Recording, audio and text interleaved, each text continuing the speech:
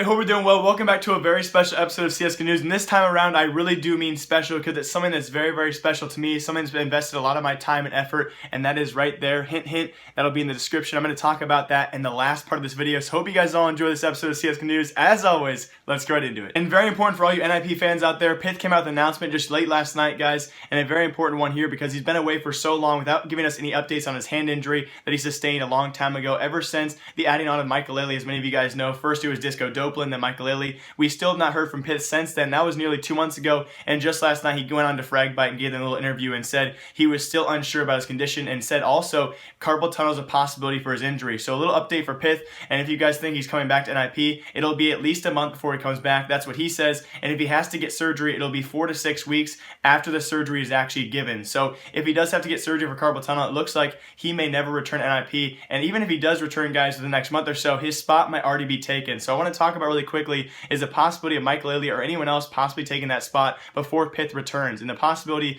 as of right now, if he does have carpal tunnel or his injury is at least, nerve damage to that point, you have to think he's definitely not practicing the way he used to, and definitely not the hours he used to, and he's not going to be near to the form he actually used to be. Now, is he still practicing? We do not know. This interview didn't go that into depth, but we have to wonder if he's actually going to be the same Pyth if he returns. Even if he does return for this injury, will he be the same Pyth that he was a couple months ago for NIP? So I have to also wonder, will Maikelele be that spot member to fill them in? I'm not really sure. Maikelele, in an interview with FACEIT as well, obviously he said he wanted to be a part of NIP right here. For like a week ago that you're gonna join Nick for at least 3 tournaments more. Do you hope, or do you know, like, if you're gonna be a permanent player when Pyth will come back? I don't know. No idea actually. Pyth is injured, still injured. They don't know what's up with, like, how long it's gonna take. But of course, I mean, if I'm gonna be selfish, yeah, of course I would wish for a spot in NIP, and I'm gonna do my best to prove for them and to prove everyone that I'm worth it. But I know Pyth very well, so I wouldn't be sad, I wouldn't be mad if he came back. But unfortunately for all of us Maikelele fans out there who would love to see him in an NIP jersey permanently, this does not mean he's the perfect fit for the team. If you guys watched Epicenter this past week, he had a few short moments of stardom, a few double kills here and there that I personally witnessed, where that talent is ever lingering. That talent is definitely there. He's still a top tier player, or worthy of a top tier team at the very least, and Maikelele still has a few more tournaments with NIP to prove himself to the squad that he can be a permanent 5th member for the team. He still has ESL Pro League finals as well as Eleague Season 2 to perform in with this team, and I am very excited to see him prove himself, or at least try to prove himself as a permanent 5th member. I also think if NIP were to think about this in the future tense, if they were to give him a jersey permanently and say, hey, by the way, you're a part of the team, you don't have to worry about being dropped or kicked whenever we want you to be, he might perform way better. That's a big morale booster, a big self-esteem boost right there, to know you have a permanent team and a permanent home to go back to. And relating this really to the Strauss-Kerrigan situation, obviously Kerrigan sold yesterday or the past couple days to FaZe Clan for an undisclosed amount. Kind of a similar situation here. We had a Strauss who didn't want to announce it. When they first came out and said Naughton's going to be standing in for Kerrigan, they didn't want to say that Kerrigan is off the team. By the way, guys, Kerrigan, he's gone. Obviously, it's a big kind of hit to your fan base to know that one of your favorite players is gone, and you're admitting the truth, ahead of time like that. FaZe Clan didn't want to say anything either for different purposes.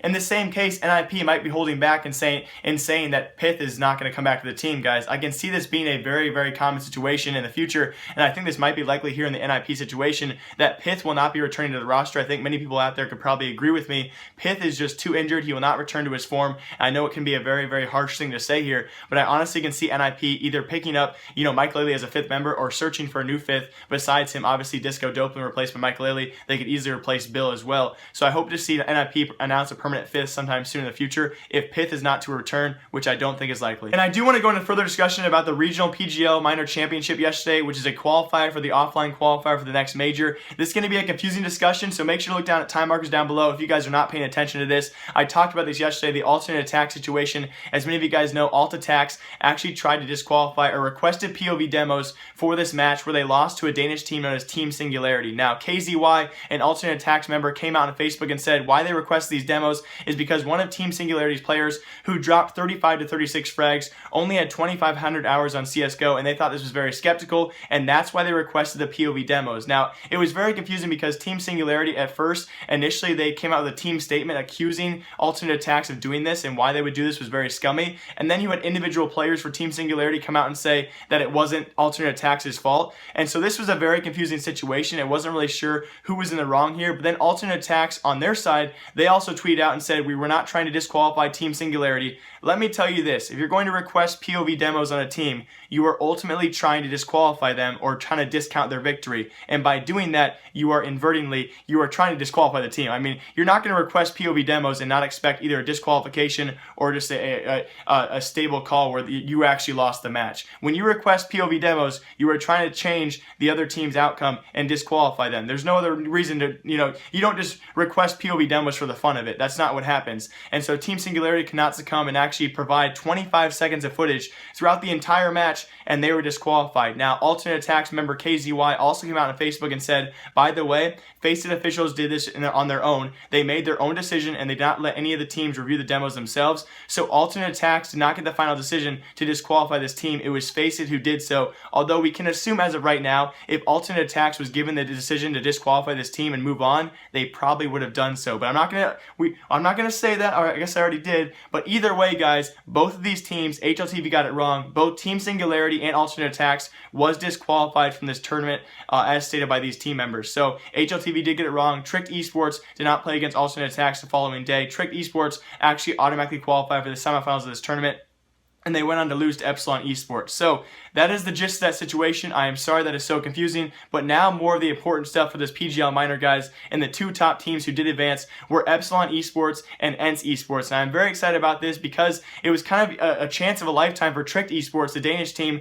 They got to move past Singularity because Singularity has beaten them in the past. Unfortunately, they were disqualified. So Tricked Esports got a free pass to the semifinal match, which was kind of like the championship match because the top two teams automatically qualify. So the semifinal matches determine who we're going to move on to the offline qualifier, if that makes sense. So if you make it to the semifinals, it's pretty much your championship because if you win a semifinal match, you automatically qualify for the offline qualifier. And it was here that Epsilon did beat Tricked Esports 2-1 in their best of 3 series, but also more importantly, guys, it was Ence Esports who barely beat out the Bulgarian team Best Pro or B Pro Gaming, a team that I would have loved to see move on. As many of you guys know, I've talked about this Bulgarian roster a lot in the past. I love Bulgarian CSGO, and I love that Mortal Kombat roster who disbanded a couple weeks ago. As many of you know, that Mortal Kombat roster, a team of really good friends who all of a sudden went everywhere. We had Spy Leader, NKL, Victor, Bubble, everyone just spread out, and they disbanded so fast. Now, two of those players, NKL and Spy Leader, ended up at Best Pro Gaming, this Bulgarian team, and now probably the best and the top tier Bulgarian team in that country right there. And they made it all the way to the semifinals here against Ence Esports, and they did lose 2-0, and they did not qualify for the offline qualifier, but they were so close. Don't let that elude you guys. This series was very close. I believe one game went to 16-13, the other one went to overtime, single overtime. So Best Pro Gaming almost qualified for the offline qualifier, but it will be Epsilon and Ence Esports who did it, guys. They will be at your next offline qualifier for the next major, and they will both have a shot to make that next major. So very exciting news here for the lower tier teams. And I do want to talk about Epicenter updates for all of you. Obviously just talked about NIP and how they were ousted out of the group stages alongside Hellraisers. So I want to touch on this more for all of you, and a little bit of community uproar here for the best of 2 format that Epicenter has shown. Obviously Thorin came out of the video. He said so far a lot of flukes and flaws with this best of 2 format. I do agree with that, but of the 6 of 8 teams, I know that we had a few pros who do like the format, obviously because they have advanced. Now Navi Guardian came out and said he likes the best of 2 format. It's unique, it is unique, and it's definitely something different we have not seen very often in the CSGO scene, if ever, in a big tournament like this. And despite our usual best of 1 or a best of 3 double elimination stage, this best of 2 format is a round robin, and then the tiebreaker is going to be your round differential. So very unique because in this tournament, besides 2 series, we had all tie breaks, which means they all split 1-1 in their best of 2 series, which came back to bite NIP in the butt, unfortunately for them, but it also beat Hellraisers as well. So first off, I do want to talk about our number 1 seed and our number 2 seed.